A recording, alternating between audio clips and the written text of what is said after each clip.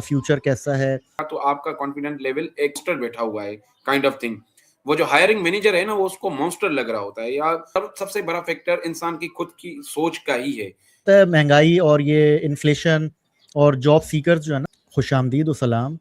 आज हमारे साथ मौजूद हैं मिस्टर ज़ुबैर।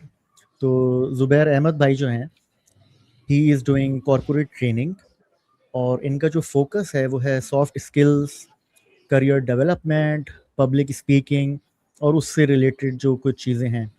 मैं चाहूँगा ज़ुबैर भाई जो हैं, प्लीज़ अपने बारे में जो है ना कुछ बताएं। Over to you mister Zubair. Thank you Abdullah साहब। बहुत खुशी हुई कि आपने मदऊ किया अपने इस प्रोग्राम में। और जैसा कि आपने तारुफ दिया है कि मैं कॉर्पोरेट ट्रेनिंग भी करवाता हूँ। बेसिकली मेरा नाम ज़ुबैर अहमद है।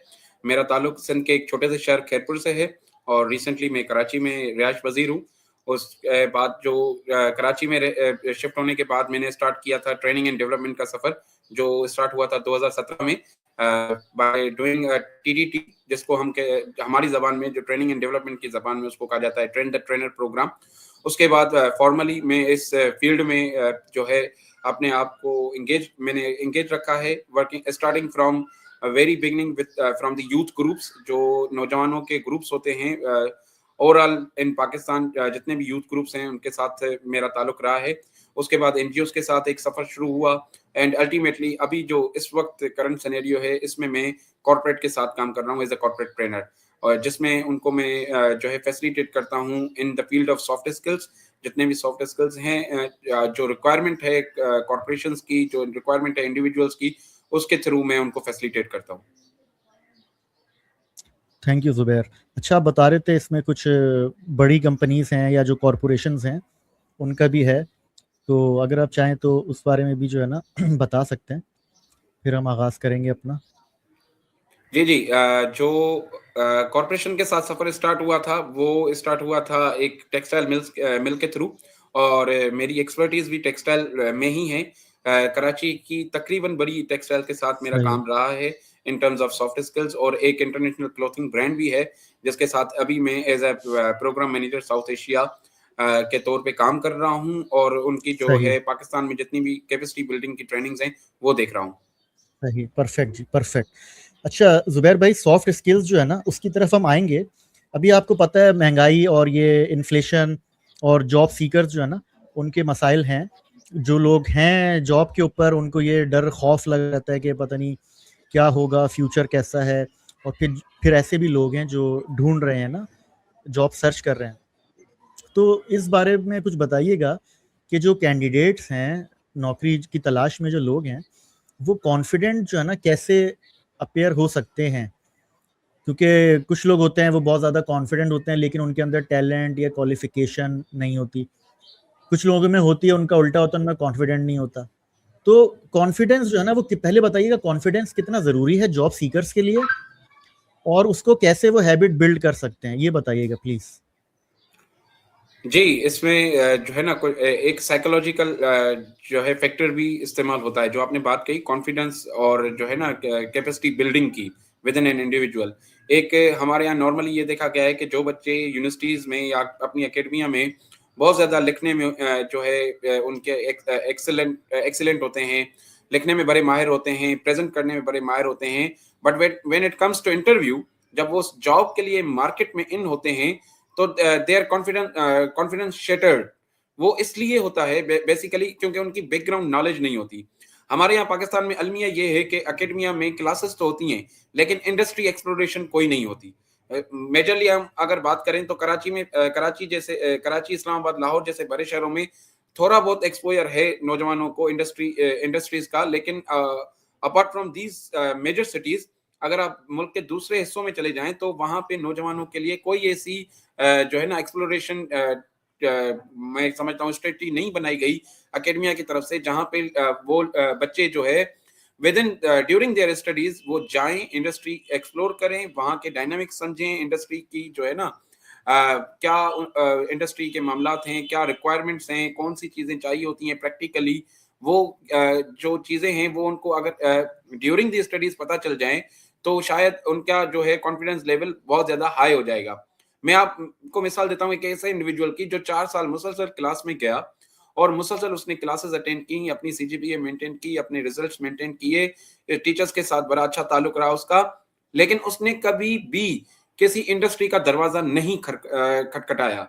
तो अल्टीमेटली क्या होगा, अल्टीमेटली ये होगा कि जब वो इंडस्ट्री का दरवाजा खटखटा रहा होगा ना, तो उसको जहन में यही होगा कि पता नहीं अंदर कौन सा बड़ा जो है मॉन्स्टर बैठा हुआ है, काइंड ऑफ थिंग।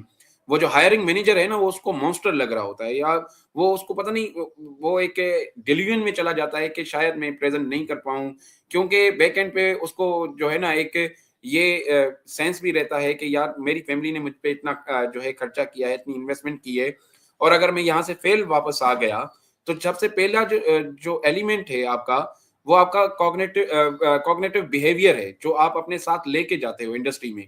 तो उसके लिए जरूरी है एक्सपोयर, कि आप ड्यूरिंग द स्टडी अपना एक्सपोयर बिल्ड करो, इंटर्नशिप्स के लिए अप्लाई करो, ड्यूरिंग स्टडी किसी दोस्त से, किसी कजन से, किसी रिश्तेदार से आप कहो कि मुझे जो है किसी इंडस्ट्री में जो है 2 महीने की, 1 महीने की इंटर्नशिप करवा दें, या मुझे वैसे ही किसी के साथ अलाइन कर दें ताकि मैं एक्सपोयर ले सकूं। जैसे ही वो आपके पास एक्सपोयर आएगा, क्योंकि हम मजाक में कह देते हैं कि यार मुझसे स्टेज पे नहीं जाया जाता। अब ये हमने मजाक में कही, लेकिन हमारा अनकॉन्शियस माइंड इस चीज को जो है ना इस चीज को सिग्नल के तौर पे लेता है, और वो हर वक्त आपको यही बताता रहता है कि आप नहीं जा सकते। तो ये जो अनकॉन्शियस को हम सिग्नल दे रहे हैं, वो अगर हम पॉजिटिव सिग्नल देना शुरू करें from very first day of our academia, या हमारी डिग्री के दौरान, या किसी भी चीज के दौरान, हम इंटरव्यू के लिए कॉल भी आए तो हमारे माइंड में यही होना चाहिए कि yes I can do it, I can make it. तो जब आप वो पॉजिटिव सिग्नल दोगे अपने कॉग्निटिव उसको साइकोलॉजी को, तो वो आप अल्टीमेटली आपका कॉन्फिडेंस लेवल बूस्ट होना शुरू होगा। सबसे पहली बात है, आप खुद पे काम करना शुरू करें, स्किल्स और प्रैक्टिकल जो है ना बेसिस पे चीजों को जो है एक्सप्लोर करें, इंडस्ट्री को एक्सप्लोर करें, जिस भी फील्ड से आप ताल्लुक रखते हैं। सही। मैं सिर्फ इतना कहूँगा जैसे आपने अर्ज किया ना कि वो एक्सपीरियंस लेगा, उससे कॉन्फिडेंस डेवलप होगा, वो बात तो बहरहाल अपनी जगह सही है। लेकिन मैं ये भी ऐड करता चलूँ कि अगर वैल्यू सिस्टम स्ट्रांग होगा ना, एक इंसान की वैल्यूज़ प्रिंसिपल्स स्ट्रांग होंगी ना, तो फिर आप मेरे ख्याल में एग्री करेंगे कि उसको डर खौफ नहीं होगा। उसको पता है अगला बंदा भी इंसान है, उसकी भी फितरत है, भला अच्छा है बुरा है, उसको इन्फीरियोरिटी कॉम्प्लेक्स खुद को है या सुपीरियोरिटी कॉम्प्लेक्स है, फिर वो डील कर सकता है। इसी सवाल से जो है ना नया सवाल आता है, जो रिजेक्शन है ना, वो कैसे जो है ना एक कैंडिडेट जॉब सीकर वो बर्दाश्त कैसे करे। एक कंपनी है उसने जवाब ही देने की जहमत नहीं की, एक है उसने 5 इंटरव्यू लिए, अब उस लड़के लड़की जो भी कैंडिडेट जॉब का कैंडिडेट है उसको आसरा हो गया, फिर उन्होंने उसको रिजेक्ट कर दिया। तो जो रिजेक्शन है उसको हैंडल कैसे किया जाए, ये प्रेशर, सोशल प्रेशर है, इतने सारे मेंटल प्रेशर, रिजेक्शन को कैसे जो है ना बर्दाश्त किया जाए। जी, इसमें बेसिकली हमारे यहाँ ना एक चीज बड़ी जो है मशहूर की गई है कि या तो आप लकी हो या तो आप अनलकी हो, ठीक है। और दूसरा फैक्टर नो डाउट उसमें कुछ हद तक सच्चाई भी है कि रेफरेंस जो है ना बहुत ज्यादा चल रहा होता है हमारी इंडस्ट्री में, कि अगर आप अब्दुल्ला का रेफरेंस है तो जुबैर को जॉब मिल जाएगी, जुबैर का रेफरेंस है तो उसके कजन को जॉब मिल जाएगी। तो इस ये no doubt these are the factors are there, but जो हमारी जबान में या ट्रेनिंग एंड डेवलपमेंट की जबान में कहा जाता है, luck is all about the opportunity and the preparation. अगर आपके पास एक अपॉर्चुनिटी अवेलेबल है और आप उसके मुताबिक प्रिपेयर्ड हो, तो आप उस अपॉर्चुनिटी को ग्रैब कर लोगे। अगर आप ये माइंडसेट बनाओ कि यार ये अपॉर्चुनिटी थी, मुझसे मिस हो गई, शायद मेरी प्रिपरेशन उस लेवल की नहीं थी, तो फॉर द नेक्स्ट टाइम जब ऐसी कोई अपॉर्चुनिटी आएगी तो मैं अपने आप को आज से ज्यादा बेहतर बनाऊंगा, ठीक है। इसमें आप ये समझ लें कि हर दिन इंसान का जो है ना बेहतरी की तरफ है। इसमें जो है मैं वैसे रिलीजियस पॉइंट ऑफ व्यू बहुत कम देता हूं, लेकिन ये जो खलकनल इंसान फी ऐसा तकवीम वाली बात है कि हमने इंसान को मुकम्मल बनाया है, वो मुकम्मल होने का सफर ही यही है कि आज जो आपने सीखा है उससे कुछ बेहतर आप कल के लिए सीख लो। तो ये जो आपसे अपॉर्चुनिटी मिस हो गई है, बजाय इसके कि आप रिग्रेट में चले जाओ और आप अपना जो है सेल्फ कॉन्शियसनेस खराब कर दो, इससे बेहतर है कि आप ये अप्रोच रखो कि ये अपॉर्चुनिटी थी, मेरी प्रिपरेशन इसके मुताबिक नहीं थी, तो next time I make sure कि मैं गिवन अपॉर्चुनिटी के मुताबिक अपने आप को प्रिपेयर रखूं, अपने आप को साबित कदम रखूं और उसके लिए मुसलसल कोशिश करता रहूं। तो ये रिजेक्शन को फेस करने का सबसे बेहतरीन तरीका है। सबसे पहले होती है सेल्फ एक्सेप्टेंस। आपने सेल्फ एक्सेप्ट करना है कि शायद मैं इस वक्त के लिए तैयार नहीं था या ये अपॉर्चुनिटी इस वक्त के लिए मेरे पास नहीं आनी थी, लेकिन next time I will make sure कि मैं इसके लिए 100% प्रिपेयर्ड हूं। थैंक यू जुबैर भाई, आपने जो है ना ये बिल्कुल सही रेस किया। मैं सिर्फ ये कहूँगा, जिसको अल्लाह तवक्कल या और भी वो चीज़ें हैं, लेकिन उसको वो इंडिपेंडेंट वेरिएबल्स की तरह समझ सकता है कि भाई कुछ वेरिएबल्स हैं वो मेरे कंट्रोल में हैं। I look good, I talk good, I am qualified, I deserve it. लेकिन कुछ इंडिपेंडेंट वेरिएबल्स आ जाते हैं जिसके अंदर कोई और अच्छा कैंडिडेट था, या कंपनी की इकोनॉमिक सिचुएशन ऐसी थी उन्होंने प्लान ही ड्रॉप कर दिया कि किसी को हायर नहीं करना, या कंपनी के अंदर किसी पे डबल ट्रिपल लोड डाल दिया कि भाई आप ही करेंगे, हम हायर नहीं कर रहे। या जॉब सीकर जो है ना वो सिर्फ देख रहे थे कि मार्केट में टैलेंट पूल कितना है, कितनी सैलरी देनी पड़ेगी, वो अपनी कॉस्ट कटिंग फ्यूचर में सोच रहे थे कि हम कैसे करेंगे। तो उसमें ये सारे भी फैक्टर्स हैं। दूसरा जो रेफरेंसेस वाली बात है, जी जी फरमाइए।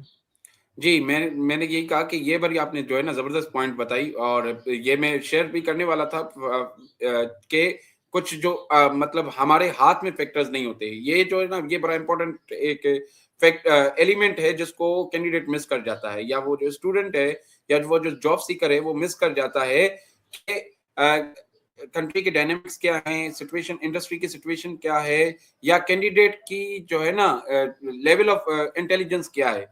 वो इंसान हम अपने लिए सबसे ज्यादा बेहतर कैंडिडेट मैं खुद के लिए खुद हूँ।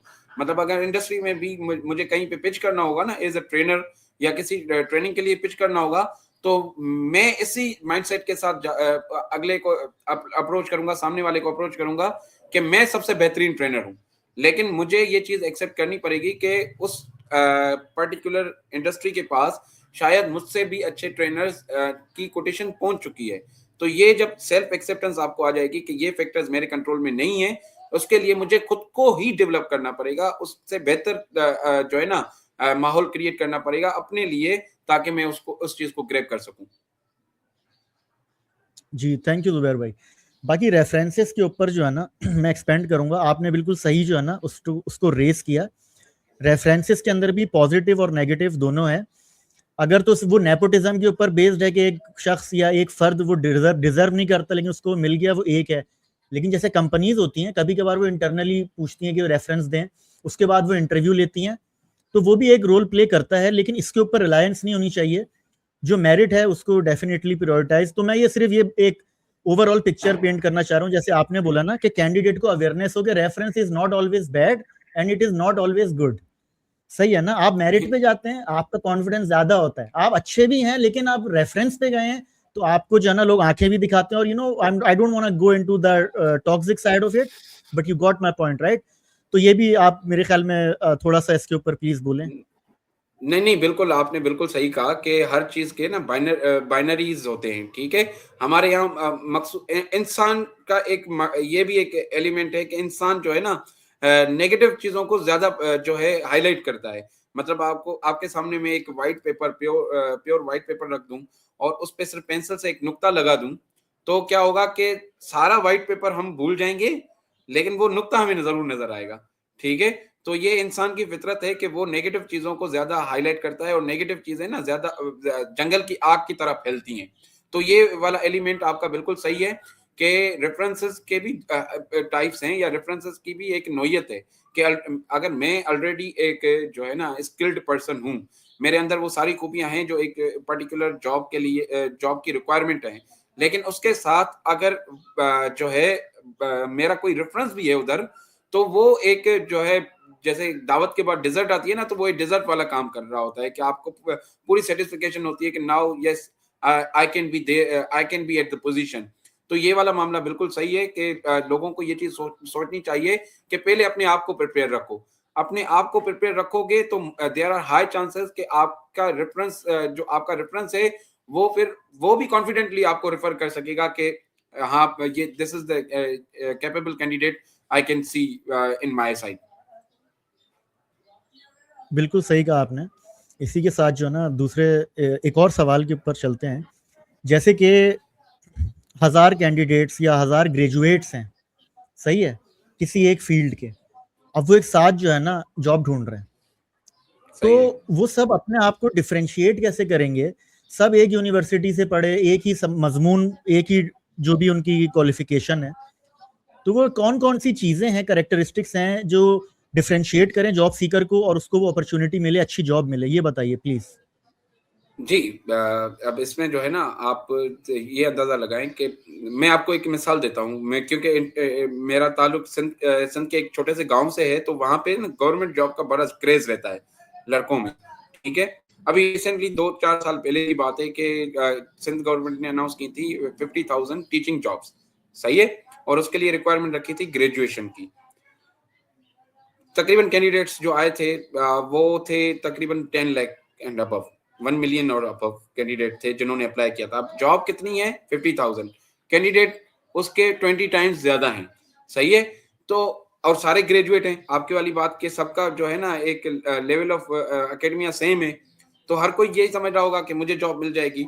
अब इसमें कुछ चीजें हैं कि आप उस जॉब की नौयत को समझो कि वो उस जॉब की रिक्वायरमेंट क्या है, कि आया उसके लिए आपको हार्ड स्किल चाहिए, आया उसके लिए आपको साइकोमेट्रिक एनालिसिस चाहिए, आया उसके लिए आपको जो है ना क्रेमिंग चाहिए, आया उसके लिए आपको जो है सॉफ्ट स्किल्स चाहिए। हर जॉब की एक रिक्वायरमेंट होती है। अब गवर्नमेंट जॉब में क्या होता है कि मोस्टली क्रेमिंग वाला मामला ज्यादा चलता है कि एक पर्टिकुलर पेपर आता है, लोग पास पेपर्स निकालते हैं और उसकी क्रेमिंग करते हैं कि ये शायद ये एमसीक्यूज आ सकता है, ये एमसीक्यूज आ सकता है, ये एमसीक्यूज आ सकता है। कॉर्पोरेशन में ऐसा नहीं होता। कॉर्पोरेशन में टोटली जो है ना अपोजिट एक मैकेनिज्म इस्तेमाल होता है। वहां पे आपको चाहिए होता है आपका आपका confidence in your hard skills and in your soft skills, ठीक है? कि आप मिसाल के तौर पे आप प्रोडक्शन के बंदे हो, मार्केटिंग के बंदे हो, या आप किसी भी नीश के बंदे हो, एचआर के बंदे हो, व्हाट नॉट, प्रोक्रूटमेंट के बंदे हो, जो भी आपकी फील्ड है। लेकिन उसके लिए आपको रिक्वायर्ड क्या होगा कि आपकी हार्ड स्किल्स कितनी है, आपको कितना पता है कि ये पर्टिकुलर स्ट्रेटेजी कहाँ पे यूज होगी, और उसके बाद आपके सॉफ्ट स्किल्स कैसे हैं। क्यों? क्योंकि कॉर्पोरेशन में क्लाइंट सिर्फ एक्सटर्नल नहीं होता, कॉर्पोरेशन में इंटरनल क्लाइंट भी होता है जो है इंट्रा डिपार्टमेंट्स होते हैं, जो within an organization departments होते हैं। फाइनेंस ऑपरेशंस के बगैर काम नहीं कर सकता, और टैलेंट पूल एचआर के बगैर पूरा नहीं हो सकता। So people need to think कि हम जिस फील्ड में जा रहे हैं, आया उसके हार्ड स्किल्स, हमारे पास हार्ड स्किल्स हैं। मैं प्रोडक्शन का बहुत अच्छा बंदा हूँ, मुझे पता है कि ये फला मशीन एक घंटे में इतने पीसेस निकाल सकती है। मैं आपको पर्टिकुलर इंडस्ट्री की मिसाल दे रहा हूँ, ठीक है? लेकिन मुझे ये पता नहीं है कि उस मशीन को चलाने वाला बंदा है, उसके साथ बिहेव कैसे करना है, उसको बुलाना कैसे है, उसको मैं ओए करके बुलाता हूँ या दोनों आप दोनों करके बुलाता चीजें हूँ। इक्वली जरूरी हैं, बेशक दोनों चीजें जो है ना वो बिल्कुल। इक्वली जरूरी हैं। जी तो प्लीज कंटिन्यू। तो मैंने आपको यही बताया कि ये सारी चीजें हमें समझनी पड़ेंगी कि जॉब की नौयत क्या है, कि आपको उसके लिए हार्ड स्किल्स, साइकोमेट्रिक एनालिसिस। अब आप मैनेजर हो तो आपकी साइकोमेट्रिक एनालिसिस भी बहुत हाई होनी चाहिए। अगर आप किसी मैनेजरियल पोजीशन के लिए अप्लाई कर रहे हो तो आपकी साइकोमेट्रिक एनालिसिस बहुत हाई इसलिए होनी चाहिए क्योंकि आपको पता होना चाहिए कि आपसे ऊपर वाला बॉस आपसे क्या चाहता है, और वो आप अपने नीचे वाले सबऑर्डिनेट से कैसे काम ले सकते हो। तो उसके लिए आपकी साइकोमेट्रिक एनालिसिस भी बहुत हाई होनी चाहिए। लेकिन if you are applying for only worker level position, जहां पे आपने सिर्फ एक मशीन को संभालना है, तो उसके लिए आपको सबसे ज्यादा जरूरी है उसके हार्ड स्किल्स, कि उस मशीन का हार्ड कोर आपको इंटेलिजेंट पर्सन होना है।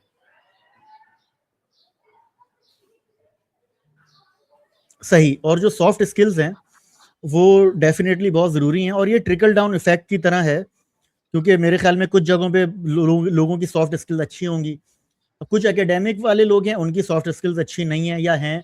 तो ये दोनों तरफ जो है ना वो है, जो सेट मेंटेलिटी जिसको बोलते हैं, या जो ऐसे भी कारोबारी हजरात हैं, और मैंने उनको देखा है वो फ़ोन के ऊपर बड़े नर्म लहजे में बात करते हैं, और दूसरे वो हैं जो बड़े सी लेवल टाइप के लोग हैं, लेकिन मैंने उनकी तबीयत में जो है ना वो देखा है कि वो झुकाव या वो जो नरमी होती है ना वो नहीं है। तो ये दोनों तरफ है, मैं ये नहीं कह रहा एक ज़्यादा वो है सॉफ्ट स्किल्स में अच्छा है, एक नहीं है। मैं सिर्फ क्लैरिटी देना चाह रहा हूँ कि ये सबके लिए ज़रूरी है। लेकिन मैं ये कह रहा हूँ कभी कभार ये होता है, एक आप अगर इस पे रोशनी डालना चाहें।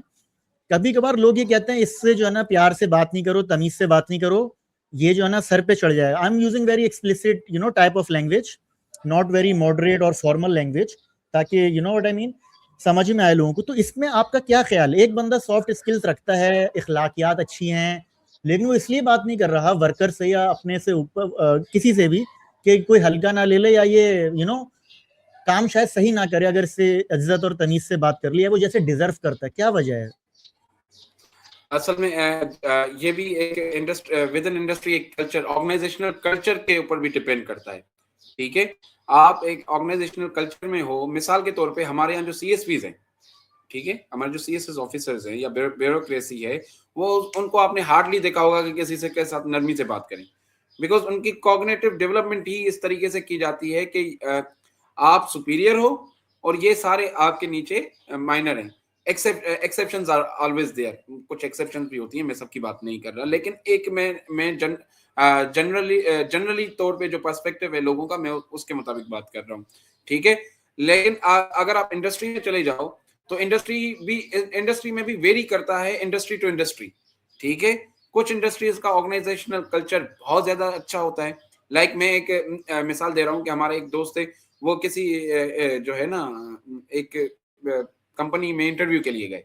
ठीक है, सो हमारे यहाँ नॉर्मली इंटरव्यू अटायर क्या होता है, इंटरव्यू के लिए बंदा क्या मतलब जो है ना जो है ड्रेसअप उसकी कैसे होती है, कोट शोट पहन लिया उसने, टू पीस पहन लिया, टाई वाई लगा ली, शर्ट टक इन कर ली, बहुत अच्छी घड़ी पहन ली, एंड देन ही और she goes for the interview.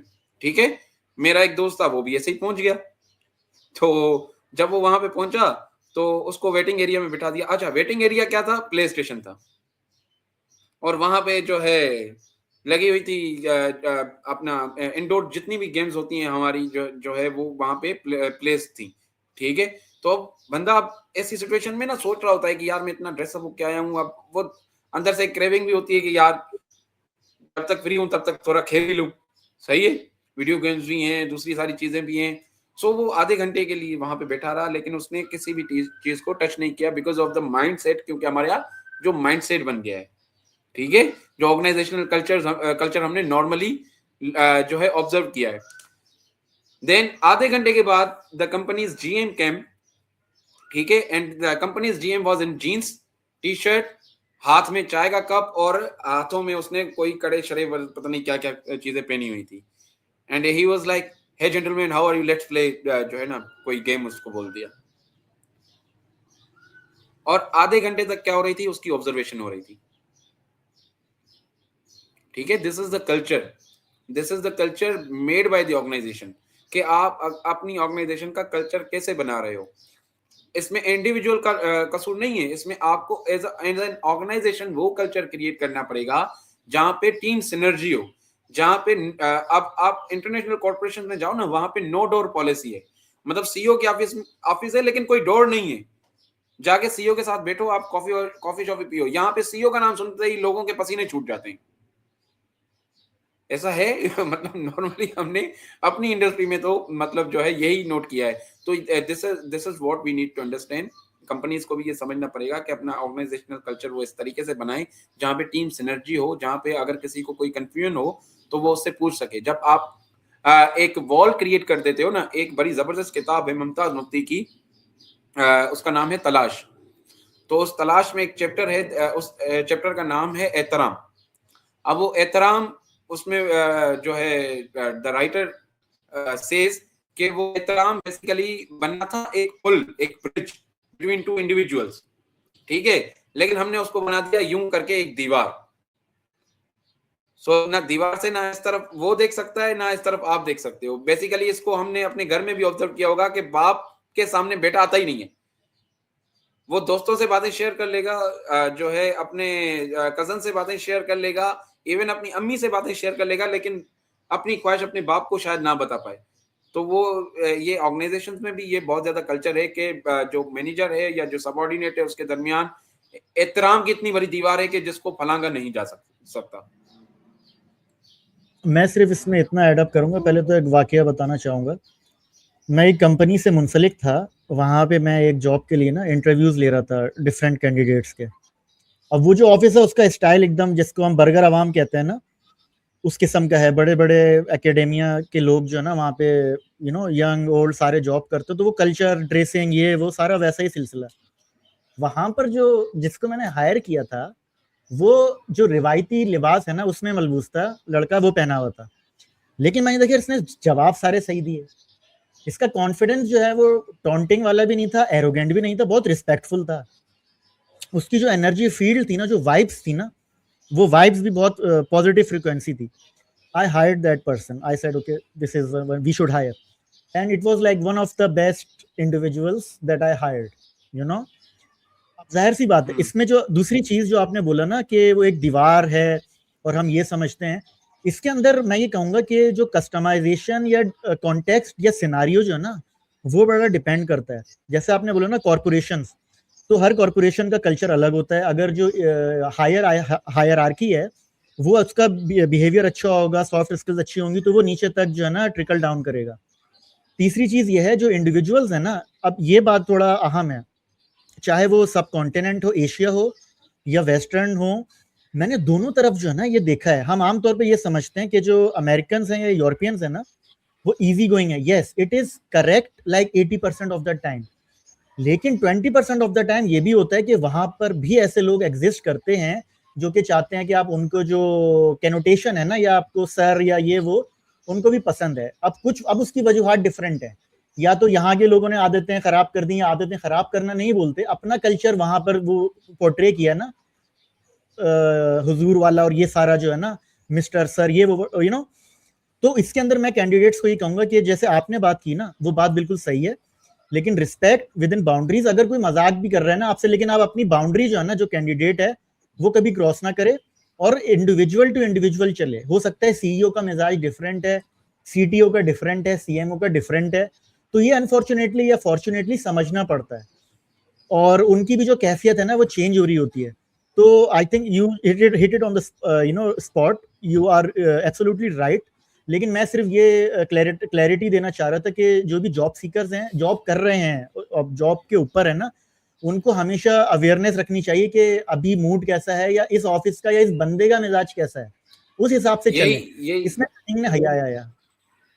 मैं यही बात जी कर जी रहा हूँ कि मैंने जो वो दोस्त की मिसाल दी थी, तो अगर दोस्त उस ऑर्गेनाइजेशन के कल्चर को थोड़ा पहले ऑब्जर्व करके जाता, मतलब या तो वो एक किसी ऐसे इंडिविजुअल को ढूंढता अपनी सोशल सर्कल में कि जो ऑलरेडी वहां पे जॉब कर चुका है या कर रहा है, या खुद से रिसर्च करके जाता कि यार इस कंपनी का कल्चर कैसा रहा है, उसकी जो है गैलरी जाके देखता वेबसाइट पे या व्हाट नॉट। तो वो उसकी अगर पहले से रिसर्च हुई होती, तो उसके लिए शायद ज्यादा आसान था उस चीज को जो है ना ग्रैब करना। वही वाली बात के अपॉर्चुनिटी, प्रिपरेशन। तो यहाँ पे शायद प्रिपरेशन हमारी लेक कर जाती है कि हम कल्चर को समझने की कोशिश नहीं करते, या कल्चर के बारे में पढ़ने की, कंपनी के बारे में पढ़ने की कोशिश नहीं करते। आप मोस्टली इंडिविजुअल्स सिर्फ कंपनी का नाम जानते हैं और वो इंटरव्यू वाले दिन पहुंच जाते हैं। तो वो अगर आप उससे बेहतर है, उससे पहले आप उसके सोशल मीडिया पेजेस देख लें, वहाँ का कल्चर देख लें, वहाँ की मतलब एक जो सीनरी है, जो आपको एक जो है ना पॉजिटिव या नेगेटिव जो भी वाइब आपको दे रही है, उसको देख के फिर आप अपने हिसाब को अपने आप को तैयार करें, तो फिर वो बहुत ज्यादा आपको हेल्प आउट करेगी to grab the opportunity.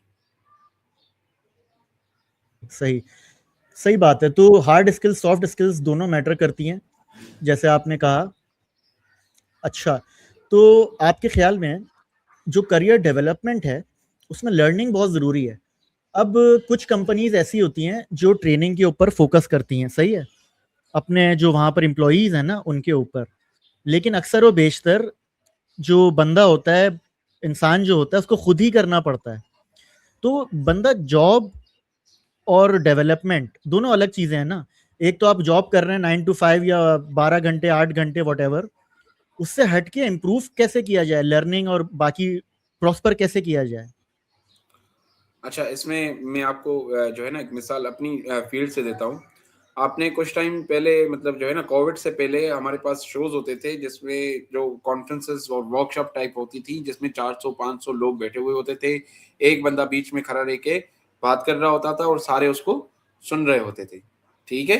And अभी कल्चर थोड़ा चेंज हुआ, थोड़ा जो है ना कोविड के बाद कल्चर चेंज हुआ, शॉर्ट क्लास, शॉर्ट ऑडियंस के साथ, विथ वेरी लिमिटेड ऑडियंस के साथ, एक ट्रेनिंग हॉल में 20-25 लोगों के साथ एक फैसिलिटेटर ट्रेनिंग करवा रहा था। अभी दुनिया और ज्यादा इम्प्रूव, लर्निंग एंड डेवलपमेंट की इंडस्ट्री और ज्यादा ग्रो कर रही है, और उसमें जो है ना इम्प्रूविजन हो रही हैं। अभी आ रहा है 101 कोचिंग का, जिसमें एक कोच होता है, एक कोच ही होता है, और एक लॉन्ग टर्म उसकी जर्नी होती है, 8-10 वीक की एक जर्नी होती है, जिसमें एक कोच जो है अपने कोची को क्या कर रहा होता है, कोच कर रहा होता है, या उसकी जो कॉग्निटिव डिस्ट्रप्शंस हैं, डिस्टर्बेंसेस हैं, उसको जो है वो कॉप करने की कोशिश कर रहा होता है, उसके साथ उसको उसके साथ उसको ढालने की कोशिश कर रहा होता है। ठीक है, तो learning is a continuous journey sir. हमेशा सबसे पहले हमें यह समझना चाहिए कि वेयर वी आर हिटिंग, हमारा मकसद क्या है जो है ना दुनिया में आने का। या तो हम वही जिंदगी गुजार रहे हैं जो एक मतलब मैं नाम नहीं लेना चाहता, लेकिन मैं उसको जनरल कर देता हूँ। एक जानवर है जो सुबह उठता है, ठीक है, अपने मालिक के लिए काम करता है, शाम को उसको घास पड़ती है, और वो घास खा के whatever the other needs are वो सारी करके और वो सो जाता है, एंड द साइकिल रिपीट्स। या तो हम उसमें हैं, और या तो फिर हम उस जो है ना एक ह्यूमन, एक ऐसे इंसान को लेते हैं जिसके आबा व अजदाद गारों में रहते थे, आज वो एसी हॉल्स में बैठा हुआ है, और कल को शायद जो है ना मेरा सिर्फ यहाँ पे आज सिर्फ आपका और मेरा फेस नजर आ रहा है, कल हम पूरी एक बॉडी लैंग्वेज के साथ ऑनलाइन ही एक दूसरे के साथ बात कर रहे हैं। जैसे मार्वल की मूवीज में अक्सर हमें दिखाया जाता है कि टोनी स्टार्क को वो जो है ना पूरा एक सिनेरियो बनाया जाता है, शायद हम उस लेवल साइंस फिक्शन लेवल को भी अब मतलब जो है ना पार कर लें। इंसान मार्स तक भी तो पहुंच गया ना। तो learning is a continuous journey. इसमें आपको सबसे पहले समझने की जरूरत है कि मैं रुक तो नहीं गया, मैं कंफर्ट जोन में तो नहीं आ गया। अगर आप ये समझ ले, तो ये जो first step of unconscious incompetence है ना, कि जहां पे आप गफलत में हो, आपको पता ही नहीं है कि मुझे कुछ करना है। गफलत बेसिकली किसको कहते हैं? मैंने गफलत बेसिकली कहते हैं किसको है, कि वो चीज जो गफलत की आपको कई पता ही नहीं टाइप्स है हैं। कि या जी जी जी जी कंटिन्यू। कॉग्निटिव, अगर कॉग्निटिव जो है डेवलपमेंट के पर्सपेक्टिव से बात करें, तो गफलत उस चीज को कहते हैं कि मुझे पता ही नहीं है कि मुझे कुछ नहीं पता। समझ रहे? ऑल आई नो जिस इज दिन दैट आई मुझे नो नथिंग। हाँ, जिस दिन मुझे ये पता चल गया कि यार मुझे तो कुछ नहीं आता, तो वो बेदारी होती है एक। वो जब बेदारी आती है, तो आप कोशिश करना स्टार्ट करते हो।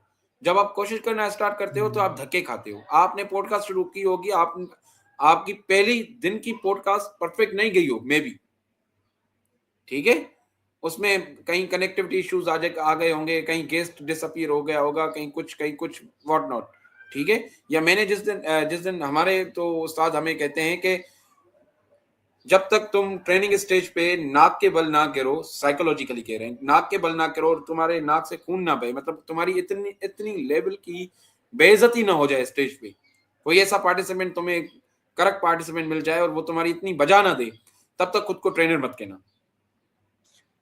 अच्छा। तो ये है कि आप बेदार हो, फिर आप बनते हो अनाड़ी। जब आप कोशिश करते हो तो बनते हो अनाड़ी, लेकिन दैट कंटिन्यूअस जो है रिपीटेशन, दैट कंटिन्यूअस फोकस आपको फिर खिलाड़ी बना देता है। तो ये साइकिल चलता रहता है, ये साइकिल रुकने वाला नहीं है।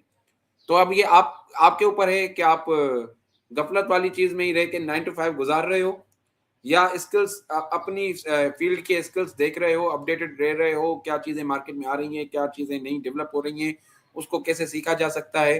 अगर प्रोग्रामर सिर्फ जावा पे ही रहता, जैसे नोकिया ने एक्सेप्ट नहीं किया आईओएस को, जो है ना एंड्रॉइड वर्जन को, नोकिया ने एक्सेप्ट नहीं किया। स्मार्टफोन्स को। नोकिया कहाँ है? या स्मार्टफोन्स को। नोकिया कहाँ है आजकल? सैमसंग ने एक्सेप्ट किया, एक्सटिंक्ट। वो या पैरेलल टू आईफोन है। बिल्कुल। वरना पहले कंपटीशन इन्हीं दोनों का था, नोकिया और सैमसंग का, जी हाँ। कीपैड में, जी हाँ। और जी हाँ। सैमसंग कहीं नहीं नो था। नोकिया के पास जो था प्रपोजल आया था, उन्होंने बोला नहीं ये बेकार चीजें हमें नहीं करना। और अगर हम तारीख में जाएंगे ना, जो बड़े बड़े बेहिमथ्स जायंट्स जो कॉरपोरेशंस थी ना, वो फेल हुई थी इसी गफलत में या इग्नोरेंस में या एरोगेंस में, कि उन्होंने जैसे कोडैक कंपनी है, Kodak company, I don't know if you remember this और you went through this time. मैं मिसाल देने वाला वो था। नॉर्मल कैमरा होता था, उसमें रील डालते थे, वो पिक्चर लेता था, उनके पास डिजिटल कैमरा का था, उन्होंने उसको शेल्फ कर दिया, उन्होंने कहा बिजनेस अच्छा चल रहा है, क्या जरूरत है। तो वो दूसरा कंपेटिटर आ गया, वो पूरी मार्केट लेके चला गया। इसी तरीके से जो आज को नेटफ्लिक्स है, वो उससे पहले ब्लॉकबस्टर होता था, वो उनके पूरी दुनिया में हजारों कैसेट्स के स्टोर्स होते थे, उनके पास प्रपोजल गया, उन्होंने बोला नहीं चाहिए। तो ये जो आपने बात की है ना, ये कॉरपोरेशन और इंडिविजुअल दोनों के ऊपर लागू होता है। तो 9 to 5 वाले जो है, अगर कोई, अब मैं थोड़ा सा बैलेंस कर दूं क्योंकि सब लोगों का कॉन्टेक्स्ट डिफरेंट है, सब लोग डिफरेंट अपना जर्नी जो है डिफरेंट टाइमलाइन से स्टार्ट कर रहे हैं। किसी को एडवांटेज हासिल है, सिल्वर स्पून के साथ आया है, कोई नहीं आया है, किसी को मेंटल पीस चाहिए, किसी को फाइनेंशियल पीस चाहिए। तो कुछ जो 9 to 5 में मुतमईन है और फाइनेंशियली वो है, वो शायद किसी और चीज में प्रॉस्पर कर सकता है। लेकिन थोड़ा सा इसको एक्शनेबल करते हैं। अब एक शख्स जो है वो 10 घंटे 12 घंटे जॉब पे लगा देता है, उसके बाद टाइम ही नहीं है, क्योंकि वो तो स्ट्रेस आउट होगा ना। वो कहाँ से अगले 4 घंटे लगा के, अगर वो डिजाइनिंग करने वाला शख्स है, वो फर्द है, उसको सॉफ्टवेयर इंजीनियरिंग सीखनी है या रोबोटिक्स सीखनी है, उसको 3 घंटे लाजमी रोजाना लगाने हैं। तो अब वो कैसे अपना टाइम निकालेगा, कैसे करेगा, इस बारे में अगर कुछ बोलना चाहें। सर देखें, जब करना होता है ना, तो वजह सिर्फ एक होती है कि करना है। ना करने की वजहें बहुत है कि मैं 12 घंटे जॉब कर रहा हूँ, मेरी फैमिली रिस्पॉन्सिबिलिटीज़ हैं, मेरे बच्चे हैं, मुझे एजुकेशन अपनी कंप्लीट करनी है, मुझे बहनों की शादी करवानी है, मुझे भाइयों को पढ़ाना है, मुझे माँ-बाप की खिदमत करनी है, उनका इलाज करवाना है, बहुत सारी चीज़ें। लेकिन करने का एक ही जुमला है, करना है। और वो ही आपके कॉन्शियस सबकॉन्शियस को ट्रिगर करता है कि करना है। केएफसी वाले बंदे ने कब काम स्टार्ट किया था? I think he was 65 years old और समथिंग। 65 हाँ, years old। 65 साल अगर का वो था, हाँ। 65 में कहता कि यार आधा एक पैर तो मेरा वैसे ही कब्र में है, मैंने केएफसी बना के क्या करना है? तो ऑब्वियसली जब और आपने मैं एक और, कोई सॉरी टू इंटरप्ट यू, मैं एक और चीज बताना चाहूँ। उसने डोर टू डोर शुरू किया था, जो घर डोर टू होते हैं डोर शुरू नॉर्मल, किया था। वहां पे चिकन बेचता था, फिर वहां से उसने स्केलिंग करा, बढ़ाया, फ्रेंचाइजिंग वगैरह की, वो बिजनेस मॉडल बाद में लेकर आया। जी जी, प्लीज कंटिन्यू। मैकडोनल्ड मैकडोनल्ड का मॉडल आप समझें, McDonald was started by the take away system. क्योंकि उस टाइम पे कोई ऐसा मतलब जो है ना हैमबर्गर नहीं था जो लोग सड़क पे बैठ के खा सके। ठीक है, तो फास्ट वो फूड, यस, मैकडोनल्ड ने fast food, yes. Fast food ऐसा कोई नहीं था जहां पे एक मजदूर फास्ट फूड खरीद सके और वो जाके जो है ना सड़क पे बैठ के खा सके। ठीक है, तो मैकडोनल्ड स्टार्टेड दिस कैंपेन के हम आपको हैमबर्गर देंगे, एक बर्गर देंगे, और वो आप आराम से बैठ के कहीं पे भी खा सकते हो। क्योंकि उस टाइम पे जो आउटलेट्स थे, उनके रेंटल और मतलब जो है ना प्रॉपर्टी वाले मामला इतने ज्यादा हाई थे कि वो अपने प्राइसेस को हाई रखते थे। तो मैकडोनल्ड ने ये मॉडल इंट्रोड्यूस किया कि आप हमसे लें, आप जाके कहीं पे भी खाएं। तो उनकी जो सिटिंग कॉस्ट थी या जो बिल्डिंग कॉस्ट थी, वो बहुत कम थी एज कम्पेयर टू जी दी अदर चीजें। स्टीव जॉब से पूछा गया, स्टीव जॉब के टाइम पे बहुत बड़ी जायंट जो है ना कंपनीज थी, कि इंटरव्यूअर ने उससे पूछा कि व्हाई एप्पल, क्यों, किस लिए, जब इतनी सारी चीजें हैं। तो उसने कहा कि I want to make ease in my consumers life, I want to make ease in my consumers life. तो आज आप एप्पल को देखें कि आप भले उसमें कैमरा की साइज बढ़े या कुछ भी कहो, लेकिन हर नया एप्पल का प्रोडक्ट पिछले वाले से कुछ ना कुछ चेंज होता है। और इसमें इसके लिए एक गोल्डन रूल है जिसको कहते हैं साइमन सेनिक गोल्डन सर्कल। ठीक है, उसमें बताया गया है कि इंडिविजुअल की ग्रोथ कैसे होती है। There are 3 questions we need to cope with, what, how and why. What, how and why. जिन कंपनीज ने अपना वाई छोड़ दिया, जिन इंडिविजुअल्स ने अपना वाई छोड़ दिया, वो कहीं पे भी नहीं रहे। चंगेज खान का वाय था कि I will conquer the world. Genghis Khan का आज दुनिया में नाम है, वो क्या पॉजिटिव है नेगेटिव है, दैट्स अ डिफरेंट डिबेट, लेकिन नाम है। समझ रहे? सो द थिंग इज कि हमें ये समझना पड़ेगा कि हमें अपने वाय को मखसूस रखना पड़ेगा, किसी ना किसी फॉर्म में अलाइव रखना पड़ेगा। जिस दिन हमने वाय छोड़ दिया, उस दिन हमारी जिंदगी का मकसद गया। तो उसके बाद आप 12 घंटे काम करें, आप 14 घंटे काम करें, आप 24 घंटे काम करें, अगर आप अपने वाई के साथ स्टिक हो तो आप जो है ग्रो करोगे एनी हाउ। अच्छा, मैं क्विकली जो है ना, अब आपने बहुत अच्छे पॉइंट माशाल्लाह वो सारा जो है ना रेस किया, लेकिन मैं क्विकली जो है ना, पहले मैं मैकडॉनल्ड्स के ऊपर बात करता हूँ। तो बेसिकली जो लिसनर्स है ना, उनकी अवेयरनेस के लिए कि उनका बिजनेस मॉडल भी समझें। अगर आप यूट्यूब या कहीं पर भी सर्च करेंगे ना, आपको पता लगेगा वो कहते हैं भाई we are a real estate company, we are a franchising and different company. उनका अपना लैब होता है, लेकिन उसको रिसर्च करें। जो लिसनर्स हैं, ये उनको मैं कहना चाहूंगा। दूसरा स्टारबक्स है। स्टारबक्स जो है उनका क्रेडिट सिस्टम होता था, वो बैलेंस वाला सिस्टम होता था। उस पर भी आप देखें, आप जो है ये कि देखेंगे कि सही है, वो सर्फ तो कॉफी कर रहा है या सर्फ तो बर्गर कर रहा है। उसके पीछे जो चीजें हैं, जो उनका फ्रेमवर्क है, बिजनेस मॉडल है, वो क्या है। दूसरी जो आपने स्टीव जॉब्स की बात कही, स्टीव जॉब्स जो थे, वो साहब जो हैं बहुत टाइम के लिए जॉबलेस हो गए, तो उनको उन्हीं की कंपनी ने निकाल दिया था। जो टॉय स्टोरी, वो बड़ी मशहूर मूवी है, वो उन्होंने बनाई थी, उनकी कंपनी ने बनाई थी। बाकी अगर हम शख्सियत में जाएंगे, पर्सनैलिटीज में, उसमें कुछ कंट्रोवर्सीज भी हैं, कुछ चीजें भी हैं, वो फिर किसी और वक्त का जो है ना वो डिस्कशन है। तो अच्छा, एक और आपने कोई बात कही थी, I think I am, last point क्या था आपका स्टीव जॉब्स के बाद? वो फाइंड योर वाई वाला एक बुक है, find your why. Why, why, हाँ जी। तो उसके अंदर जो है ना जो विजन होता है ना, वो वहीं से आता है, क्योंकि ये आपकी वैल्यूज हैं। जैसे आप साइकोलॉजी और सॉफ्ट स्किल्स और उसकी बात करते हैं ना, तो इसके अंदर अगर आपका वाई स्ट्रांग है ना, मुझे ड्राइव क्या कर रहा है, अगर तो वो सिर्फ ट्रांजैक्शनल है, पैसे हैं, तो फिर वो आपकी जो सोल, एक तरीके से कह सकते हैं ना, उसको सुकून नहीं मिल रहा। तो एक ये चीज है। अब हम जुबैर भाई रुख करते हैं बिजनेस साइड की तरफ ना। मैंने एक देखा है, मैं अगर किसी से कोई या कोई भी शख्स, बड़ा कॉमन है, कोई बिजनेस आइडिया देना, तो वो कहते हैं यार ये तो हर कोई कर रहा है, आप क्यों कर रहे हैं, ये तो हर कोई कर रहा है। तो सही है, इनोवेशन एक अपनी जगह एक चीज है, लेकिन इसका एक जनरल जवाब क्या है? मेरा जवाब ये होता है कि भाई चाय भी हर कोई बेच रहा है, सबका होटल चल रहा है, लाइन से एक ही साथ 4 होटल बने हुए हैं चाय के, या रेस्टोरेंट्स 4 लाइन से बने हुए हैं। तो इसका कोई, अगर आपके पास अच्छा कोई आपका क्या आप बोलना चाहेंगे इस बारे में, कि हर कोई बिजनेस कर रहा सर है, मैं क्यों देखें, करूं? सर असल में जो है ना, बिजनेस के लिए आपको ये समझना पड़ेगा कि आप वैल्यू क्या ऐड कर रहे हो उस चीज में। आप कराची में रहते हो, मैं भी कराची में रहता हूँ, आपको एक मखसूस जगह की बिरयानी बड़ी जबरदस्त पसंद होगी। बिरयानी हर गली में मिलती है कराची की, और शायद रात को 12-12 1-1 बजे भी मिल जाएगी। लेकिन वो जो मखसूस बिरयानी है ना, जिसके लिए आप शायद जो है 500 1000 5000 का पेट्रोल जाया करने के लिए भी तैयार हो, लेकिन बिरयानी आपने वही खानी है। समझ रहे हैं? तो बिजनेस में बेसिकली वैल्यू एडिशन होती है कि आप वैल्यू क्या ऐड कर रहे हो उस पर्टिकुलर चीज को लेके। ठीक है, लाइक हमारे यहाँ एक मशहूर है मुल्तानी हलवा। वाई मुल्तानी हलवा? हलवा कराची में नहीं बनता, हलवा जो है सक्कर में नहीं बनता, इस्लामाबाद में नहीं बनता, हर घर में शायद हलवा बनता है। लेकिन क्या है कि वैल्यू एडिशन है कि उन्होंने उसकी रेसिपी कोई ऐसी रखी हुई है, उसमें कोई ऐसे इंग्रेडिएंट्स ऐड किए हुए हैं कि वो जो है ना जबान को एक चस्का दे रहे होते हैं।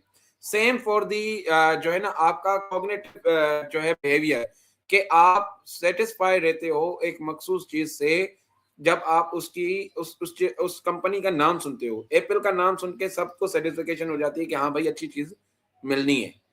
वहीं पे चाइना कितनी भी अच्छी चीज बना ले, मैं हालांकि जो है नाम नहीं लेना चाहता था मुल्क का, लेकिन एक जनरल पर्सपेक्टिव तो है ना कि आजकल में आप BYD is one of the जो है ना biggest company in the world in the electronic vehicles. ठीक है, लेकिन टेस्ला का नाम लोग तो बंदा कहेगा कि यार टेस्ला सही है। चाहे वैल्यू एडिशन चाहे जो है ना फीचर्स ज्यादा BYD में हो, लेकिन टेस्ला का नाम क्योंकि उन्होंने वैल्यू एडिशन की थी। क्या वैल्यू एडिशन की थी? कि we are the first company to launch e vehicles, electronic vehicles. ठीक है, तो ये हमें समझनी पड़ेगी कि आप इस माइंडसेट के साथ बिजनेस स्टार्ट करो कि आप उस पर्टिकुलर फील्ड में, पर्टिकुलर जो है ना चीज में क्या वैल्यू एडिशन कर रहे हो। तो वो आपको एक जो है डिफरेंट लेवल ऑफ सक्सेस की तरफ लेके जाएगी। बिल्कुल सही। मैं सिर्फ एक चीज मेंशन करना चाहूंगा लिसनर्स के लिए। एक होता है वर्टिकल बिजनेस, एक होता है हॉरिजॉन्टल बिजनेस। एक होती है वर्टिकल ग्रोथ, एक होती है हॉरिजॉन्टल ग्रोथ। वर्टिकल ग्रोथ क्या है? जैसे जुबैर भाई ने कहा टेस्ला। दूसरी एग्जांपल क्या है? Open AI. वर्टिकल हम्म उन्होंने वो काम किया जो कोई और नहीं कर रहा। उन्होंने अपनी रिसोर्सेज, पैसा, टाइम, प्रिविलेज जो भी बोले, वो उस चीज पे लगाया जो कोई नहीं कर रहा। उसमें रिस्क भी बहुत ज्यादा था, रिटर्न भी बहुत ज्यादा था। उन्होंने क्या बनाया? एलएलएम, एआई बनाया। LLM large language model, GPT, Gemini, deep seek, AI large language models हैं, उसके ऊपर सारा वो हो गया। हॉरिजॉन्टल क्या है कि जी एक बर्गर है या एक चाय है, आपने जो है ना उसको स्केल कर दिया हॉरिजॉन्टली। अगर कोई सर्विस अच्छी नहीं दे रहा था, आपने सर्विस अच्छी दे दी। हम्म टेस्ट अच्छा नहीं था, आपने टेस्ट अच्छा कर दिया। तो ये जो है ना एक फर्क है। बाकी जैसे जुबैर भाई ने कहा, स्पेशलिटी जो है ना वो मैटर करती है। इटली का पिज्जा अच्छा होगा, हैंडमेड नूडल्स चाहिए अगर, तो वो चाइना, जापान, साउथ कोरिया या साउथ ईस्ट एशिया, उनके अच्छे होंगे। तो वो हर चीज का एक वो होता है। अगर अरे टैकोस टैकोस खाने, तो वो मैक्सिको का, साउथ अमेरिका का अच्छा होगा। बर्गर चाहिए अगर बहुत बेहतरीन, शायद बीफ बर्गर वट, वो यूएस का अच्छा होगा। तो स्पेशलिटी जैसे आपने मुल्तानी हलवे का बोला, तो वो वहां की है। तो हर मुल्क के अंदर अपनी जो है ना वो होती है। तो बेशक वो बात जो है ना, सर, मैं अच्छा हुआ असल में आपने जो है सोशल इसको साइंस का बंदा किया। हूँ। सॉरी, मैं आपको बीच में काट रहा हूँ, बड़ी माजरत के साथ। असल में मैं सोशल साइंसेज का बंदा हूँ। मैनेजमेंट साइंसेज और जो है ना नेचुरल साइंसेज मेरे इतने पल्ले नहीं पड़ती। जो आपने हॉरिजॉन्टल और वर्टिकल वाला बयान दिया, वो बिल्कुल आपकी बात बिल्कुल सही थी। लेकिन मैं एज ए जनरल, जो आम आदमी जिस चीज को समझता है ना, मैंने उस पर्सपेक्टिव से मैंने जो है ना जवाब को कंक्लूड करने की कोशिश की। बाकी आपकी वाली बात बिल्कुल सही है कि वो जो वर्टिकल और हॉरिजॉन्टल की जो पैरेलल लाइंस हैं, वो इंसान को समझ नहीं पड़ेंगी कि वो किस चीज में। अगर आप मार्केट में एक ऐसी चीज के साथ आ रहे हो जो पहले अवेलेबल नहीं थी, तो आप एक रैपिडली ग्रो करोगे, ठीक है। और अगर आप मार्केट में जो चीजें मौजूद हैं उसमें आपको वैल्यू एडिशन करनी पड़ेगी, फिर वो पैरेलल जो है ना हॉरिजॉन्टल स्लो बट ग्रेजुअली वो बढ़ती रहेगी। नहीं जुबैर भाई, माशाल्लाह आपने जो है सारे मजमून कवर किए हैं। सोशल साइंसेज भी बड़ा इंटरेस्टिंग है। आपने जो बिजनेस का कवर किया वो बहुत अच्छा है। अच्छा, जो वर्क लाइफ है ना, अब थोड़ा सा टॉपिक जो है ना वो चेंज करते हैं। जो वर्क लाइफ है ना वो कैसे बैलेंस करे इंसान। फॉर एग्जांपल, एक इंसान जो है ना वो ऑफिस के अंदर जो है ना हमेशा अपना इखलाक अच्छा रखता है। उसको कोई कड़वी बात भी बोलता है ना, तो वो बर्दाश्त कर लेता है जॉब के अंदर अपने कॉलीग्स के साथ। लेकिन जब वो घर जाता है, वो गुस्सा शुरू हो जाता है, वो लड़ाई शुरू। तो ये भी तो है ना, क्योंकि वो दिमाग जो है वो बर्दाश्त कर रहा है, वो कहीं ना कहीं तो निकलेगा ना।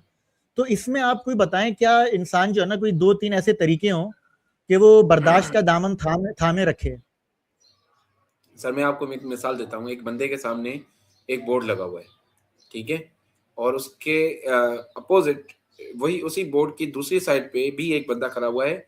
अब जो एक साइड पे है उस साइड के बोर्ड पे जो कलर है वो ब्लू है, और जो उस दूसरी साइड पे है उस बोर्ड पे जो कलर है, उस साइड पे जो कलर है वो है ग्रीन। अब वो आपस में लड़ रहे हैं। क्लेम क्या कर रहे हैं कि क्या है? ग्रीन। वो क्या कहेगा? वो उसके लिए कसम उठाने के लिए भी तैयार होगा, वो अगले को मारने के लिए भी तैयार होगा कि मैं कह रहा हूं ग्रीन है क्योंकि मुझे दिख रहा है ग्रीन है। वो कहेगा नहीं, मैं कह रहा हूं ब्लू है, मुझे दिख रहा है ब्लू है। तो ये पैटर्न्स होते हैं बेसिकली। आपको ये समझना पड़ेगा। मैं आपको मिसाल देता हूँ छोटी सी। आप ऑफिस ऑफिस में आपने ये सारी चीजें जो है ना बर्दाश्त की और बड़े हंसमुख तरीके से आए, ठीक है। और आप जैसे ही घर गए, आपकी एक छोटी बेटी है, ठीक है, और वो सुबह 10 बजे उठी हुई है और उसने कहा कि बाबा कहाँ हैं। उसकी मम्मा ने उसको कहा कि बाबा ऑफिस गए हैं, शाम को आएंगे तो आपको आइसक्रीम खिलाएंगे। अब पूरा टाइम बच्ची के जहन में क्या चल रहा है? आइसक्रीम। और वो जो बाप है, वो जब अपनी गाड़ी में या अपनी व्हीकल पे जो भी उसके पास अवेलेबल रिसोर्स है, उस पे बैठ के घर आ रहा है, तो उसके जहन में क्या चल रहा है? रिलैक्स करना, टेंशन खत्म करना, आराम बॉस की करना। डांट, बॉस से जान छूटी, जी जी। अब घर जाके सुकून करूंगा, लेटूंगा।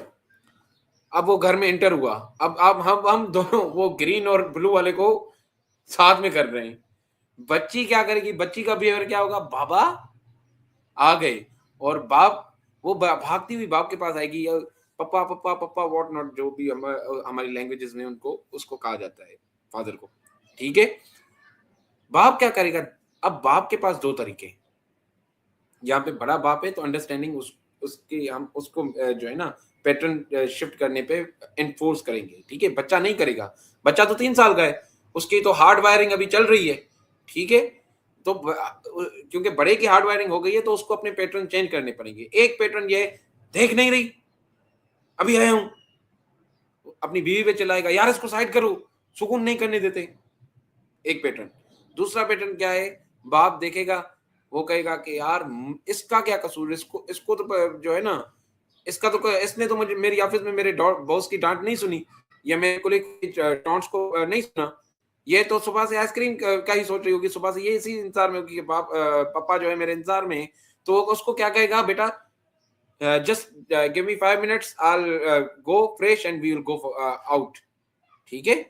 अब मुझे 5 मिनट दे दें, मैं बाबा फ्रेश हो जाए और फिर हम चलते हैं बाहर, ठीक है। ये पैटर्न हमें समझने पड़ेंगे कि अगले का ब्लू हमारा ग्रीन अगले के लिए ब्लू नहीं, अगले के लिए ग्रीन नहीं हो सकता। वो उसके जहन में सुबह से कोई और चीज चल रही होगी। इसको कहते हैं एम्पैथी, इसको कहते हैं कंपैशन, हमारी सॉफ्ट स्किल की जबान में, कि हमें समझना पड़ेगा कि अगला बंदा कौन सी सिचुएशन में है। मुझे तब तक समझ नहीं आएगा जब तक मैं जाके उस ग्रीन वाले के साथ नहीं खड़ा हो जाता और उस बोर्ड को नहीं देखता। जब मैं जाके उस बोर्ड को देखूंगा तो मुझे भी वाकई में ग्रीन ही नजर आएगा, या मुझे उसको समझाने के लिए उसको लेके चलना पड़ेगा अपने साथ, अपनी वाली तरफ, और उसको दिखाना पड़ेगा कि देखो यार, मुझे तो ब्लू, मैं तो ब्लू पे इसलिए लड़ रहा हूं क्योंकि इस साइड पे ब्लू है। तो ये चीजें हमें as a partner, as a members, as a loved ones, हमें ये समझनी पड़ेंगे कि एक बंदा जहां से आ रहा है उसकी वहां पे क्या सिचुएशन होगी। अब ये या तो माँ को भी ये अपने बच्चों को समझाना पड़ेगा कि बाबा जैसे ही आते हैं, गिव हिम 1 आवर टाइम, ताकि वो सेटल हो सकें। तो ये वर्क लाइफ बैलेंस आपका इस तरीके से होगा कि हमें अपने पैटर्न्स चेंज करने पड़ेंगे। हम जिंदगी वैसी नहीं होती जैसी हमने रील्स में देखी है। 30 सेकंड का इमोशंस जो है ना, 30 सेकंड में इमोशन चेंज नहीं होते, इमोशंस टेक टाइम।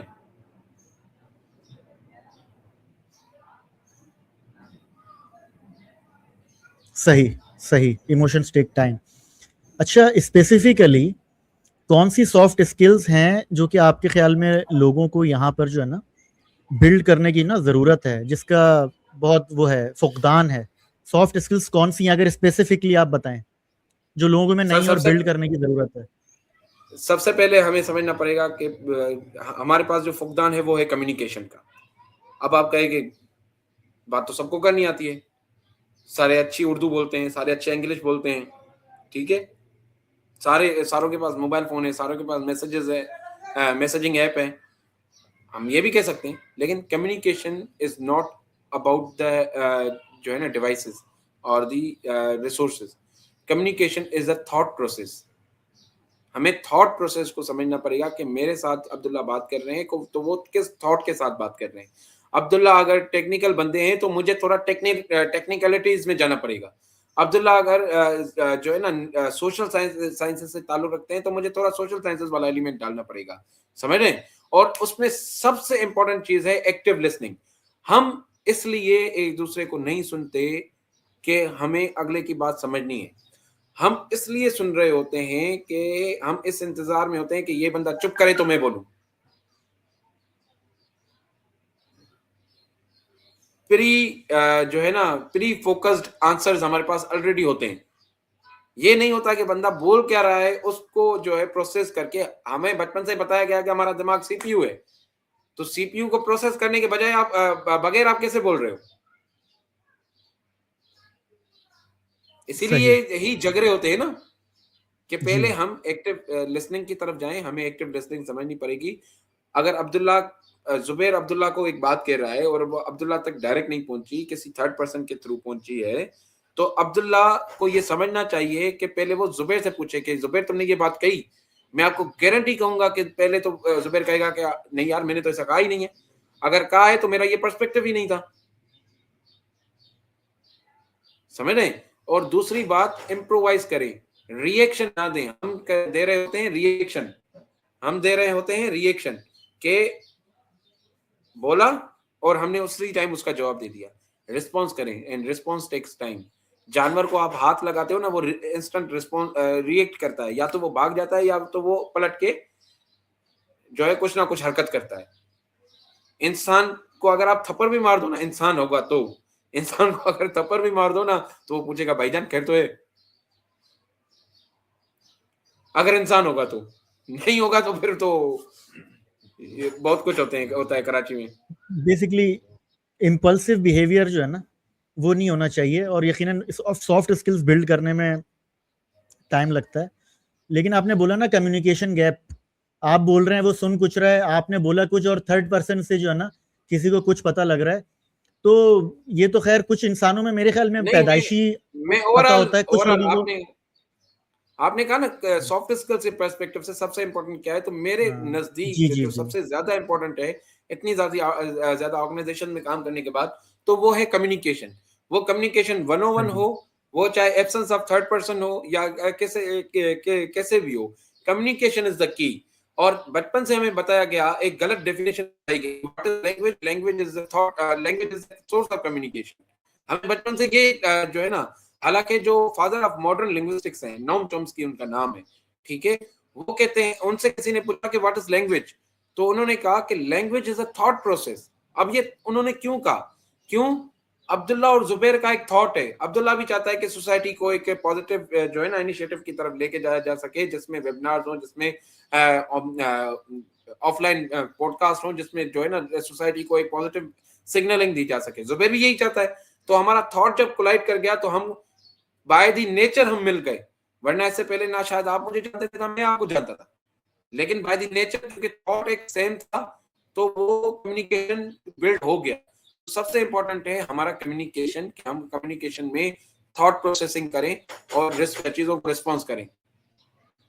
सही सही। अच्छा जुबैर भाई ये बताइए, जो लीडर और बॉस होता है, क्या उसमें कोई फर्क होता है? एक ही ऑर्गेनाइजेशन है, एक बंदा जो है ना वो लगता है कि वो जो है ना लीडर है, और दूसरा जो है ना वो लगता है कि वो बॉस है।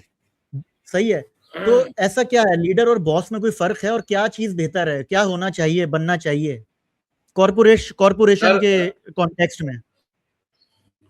कॉर्पोरेशन के कॉन्टेक्स्ट में अगर हम बात करें, तो लीडर बेसिकली जो है ना, leader takes charge, boss distribute the work.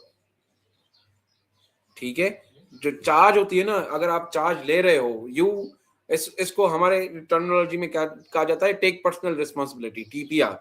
कि अगर आप ये कर रहे हो कि आप अपनी जिम्मेदारी ले रहे हो कि हाँ ये काम मुझे ही करना है मेरे साथ टीम, मैं उनसे काम निकाल सकता हूँ। और उसमें अगेन वो जो हमने बहुत शुरू में बात की थी, साइकोमेट्रिक एनालिसिस मेरी कितनी स्ट्रांग है कि मैं अपनी टीम से कैसे काम निकाल सकता हूँ। लेकिन I am the sole responsible for the work which is being assigned to me. तो मैं एज अ लीडर के तौर पे काम करूंगा, जिसमें मैं सबको साथ लेके तो चलूंगा, लेकिन जो है ना वो जो कहते हैं, क्या कहते हैं उसको यार, हॉर्स राइडिंग में जो इस्तेमाल होती है, बहरहाल वो जो चार्ज होगी वो मेरे पास होगी। ठीक है, मैं फ्रंट से लीड कर रहा हूँ। बॉस क्या करता है, आपने कोई मूवीज देखी हो तो अक्सर क्या होता है कि लश्कर का जो सिपह सालार होता है, वो सिपाहियों को आगे भेज देता है कि जाओ तुम लड़ो तुम मरो। ठीक है, लेकिन जो लीडर होता है ना, वो फ्रंट से लीड करता है, और वो पहला वार्ड वो करता है। तो this is what it is, कि leader takes charge, leader takes responsibility, but the boss distribute the work, and जो है ना उसकी वो फिर जिम्मेदारी भी नहीं लेता। सही। तो बिजनेस और कॉरपोरेशंस के अंदर ये जो है एक वाज़ेह फ़र्क है कि कारोबारी दुनिया में जो लीडर होता है वो ज़्यादा आगे जाता है। जैसे स्टीव जॉब्स हो गए, वो जो थे लीडर थे, उनका विजन था, वो वाई पे भी स्ट्रांग थे, वॉट पे भी थे, हाउ पे भी थे, तो उन्होंने एप्पल कंपनी बना दी, उसकी प्रोडक्ट्स जो है उसकी एक वैल्यू है। सही। तो ये फ़र्क है लीडर और बॉस का। बॉस हर कोई बन सकता है, लीडर कॉरपोरेशन में कोई कोई बन सकता है जो पर्सनल रिस्पॉन्सिबिलिटी ले। सही है जी, परफेक्ट। अच्छा, तो जुबैर भाई अगर कोई एक किताब अंग्रेजी की या उर्दू की आप लोगों को बताना चाहें कॉरपोरेशन सक्सेस और करियर सक्सेस के हिसाब से, तो वो कौन सी किताब आप रेकमेंड करेंगे? यार, अगर तो आप अपनी जो है ना कॉन्शियस और जो है कॉग्निटिव स्किल्स को डेवलप करना चाहते हो, चीज़ों को, दुनिया के पर्सपेक्टिव को समझना चाहते हो, सोशली, जियोग्राफिकली, कल्चरली, पॉलिटिकली, तो एक बड़ी ज़बरदस्त किताब है, that is the beginning theory. ठीक है, और उसमें प्लेटो से लेके इस वक्त तक modernism, post modernism and post truth era तक जितनी भी फिलोसफीज, थियरीज, मूवमेंट्स हुई हैं, मार्क्सिज्म हो गई, आपकी कैपिटलिज्म हो गई, कम्युनिज्म हो गई, फेमिनिज्म हो गई, जितनी भी मॉडर्निटी हो गई, मॉडर्निज्म हो गई, डीकंस्ट्रक्शन हो गई, व्हाट नॉट, जितनी भी थियरीज आई हैं आपकी जो है दुनिया में, वो सारी उस बुक में मौजूद हैं। बुक का नाम है द बिगिनिंग थियरी। एक बड़ी जबरदस्त किताब है जो मैं आपके व्यूअर्स को जो है ना हाईली रिकमेंड करूंगा। दूसरी उर्दू की किताब है तलाश। अगर आप सेल्फ एक्सप्लोरेशन चाहते हो अपनी, तो मुमताज मुफ्ती की ये किताब है तलाश। Go and read this book, this wonderful book. हमारे यहाँ एक तो ये भी बड़ा फुकदान हो गया है कि हम रीडिंग नहीं करते। ठीक है, जब हम रीडिंग नहीं करते, एक बड़ा जबरदस्त कॉन्सेप्ट है जिसको कहा जाता है the death of the author. The death of the author एक कॉन्सेप्ट है जिसमें जब बंदा किताब पढ़ रहा होता है ना, तो वो ऑथर को नहीं पढ़ रहा होता, वो अपने आप को पढ़ रहा होता है। ठीक है, तो वो आपको इस सेंस से सिर्फ बुक के थ्रू ही मिलेगा।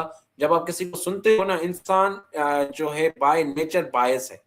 जब मैं बात कर रहा हूं तो कहीं ना कहीं मेरा कल्चर, मेरा रिलीजन, मेरी नेशनलिटी, मेरे सराउंडिंग मुझे अफेक्ट करती हैं, और मैं उस कॉन्टेक्स्ट में बात कर रहा होता हूँ, थोड़ा उसकी तरफ माइल होकर बात करता हूँ। किताब में आपको ये कॉन्सेप्ट आराम से मिल जाएगा, क्योंकि किताब में आप ऑथर की जो है ना, ऑथर की बायसनेस को नहीं जज कर सकते। वहां पे वो डेथ ऑफ द ऑथर हो जाती है। तो मैं कहूंगा कि आप ये 2 बुक्स फिलहाल के लिए जरूर पढ़ें, और 2 और हैं, start with your why and find your why. ये 2 बुक हैं, ये जरूर I would recommend your audience के वो जरूर इनको जाके पढ़ें प्लीज।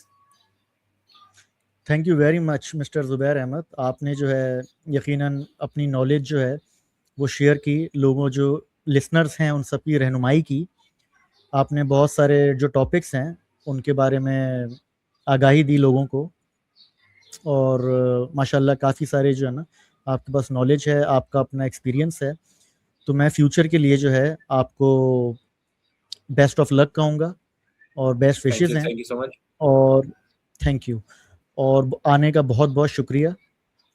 और जो भी कोई नया ऐसा डिस्कशन होगा तो फिर मुस्तकबिल के अंदर जो है ना मैं आपसे ज़रूर जो है वो शेयर करूँगा। Thank you very much Zubair भाई। Hopefully, thank you. Take care, take care, Allah हाफ़िज़, take care, bye Allah bye हाफिज, बाय बाय। हाफ़िज़।